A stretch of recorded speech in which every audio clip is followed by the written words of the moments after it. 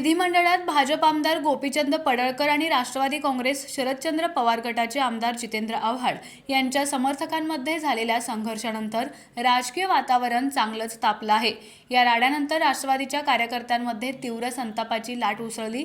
या घटनेच्या निषेधार्थ बदलापूर इथं राष्ट्रवादी शरदचंद्र पवार गटाच्या कार्यकर्त्यांनी जितेंद्र आव्हाड यांच्या प्रतिमेला दुग्धाभिषेक घातला। यावेळी कार्यकर्त्यांनी आक्रमक भूमिका घेत फुले शाहू आंबेडकरांचे पुरोगामी विचार मांडणारे जितेंद्र आव्हाड यांचा आवाज दाबण्यासाठी पडळकर यांच्या गुंडांनी हा हल्ला पूर्वनियोजित केला होता असा गंभीर आरोप केला। राष्ट्रवादीच्या कार्यकर्त्यांनी यावेळी स्पष्ट केलं की जेव्हा जेव्हा पुरोगामी विचारांवर अशा प्रकारे हल्ला केला जाईल तेव्हा तेव्हा त्या विचारांचा प्रचार करणाऱ्या नेत्यांना आम्ही दुग्धाभिषेक करून त्यांचा सन्मान करू। याविषयी बोलताना अविनाश देशमुख सरचिटणीस राष्ट्रवादी काँग्रेस पक्ष शरदचंद्र पवार यांनी पक्षाची भूमिका मांडली।